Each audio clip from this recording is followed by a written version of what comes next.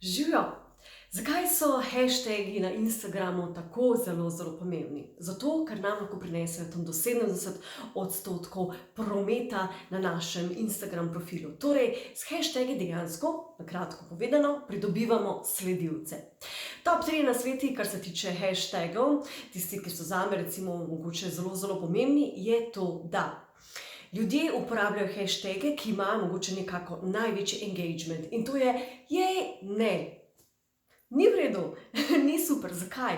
Predstavljajte si, da uporabljate zelo popularen hashtag in kaj se zgodi? Ta hashtag je uporabljal, ne vem, milijon, 2, 5, 10, 30 milijonov ljudi. Kako vas naj nekdo najde v tem velikem bazenu hashtagov oziroma vsebine? Skoraj nemogoče. Torej, nasvet številka 2. Uporabljate hashtage, ki imajo manjši engagement, ki jih uporablja manjše število ljudi, recimo 100 tisoč. Uporabite kakega, ki ima mogoče samo 1000 hashtagov pod tem imenom. Ustvarite mogoče tudi kakšne svoje, ki vam na začetku ne bojo veliko prometa mogoče nosili, ampak če ga dodate kot enega izmed, ga porinete tam dol, boste mogoče z njim lahko ustvarjali kaj posebnega, ki bo targetiralo točno vaš brand. Ok, to je v bistvu bil že tretji nasvet, ampak gremo dalje, zdaj sem se ogrela. Uporabljajte tudi hashtage, ki jim rečemo targeted hashtags, torej targetirane hashtage, ki so zelo nišni, ki jih uporabljate zelo specifično, torej targetirani specifični hashtagi za vsebino, ki jo objavljate. Če, ne vem, ste modna blogerka, če uporabite hashtag fashion, boste ena izmed in težko, da vas bo torej kdo našel.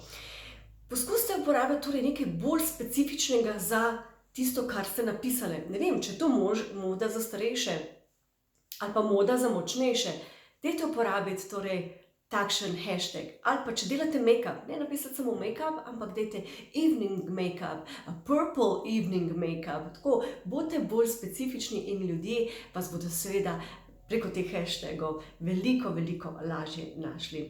In ja, še zadnji nasvet, testirajte. Drugega ni, testirati, kateri hashtagi delajo, kateri ne delajo. Mogoče kakšen, ki ste mislili, da ne dela, vam bo prinesel veliko prometa in obratno. In zelo je tudi pomembno, ne samo, da uporabljamo hashtage in da jih uporabljamo na pravilen način, ampak tudi kdaj jih uporabljamo.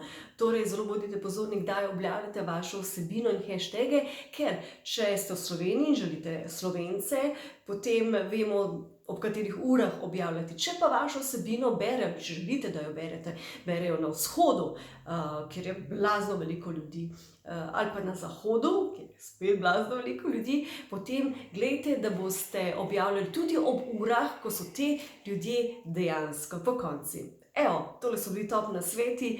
Dajte napisati v komentarje, če so vam pomagali, in dajte napisati še vaše nasvete glede teh hashtagov in na splošno glede objavljanja na Instagramu. Stvari, ki vam delujejo. Comment, share, like. Se vidimo naslednjič.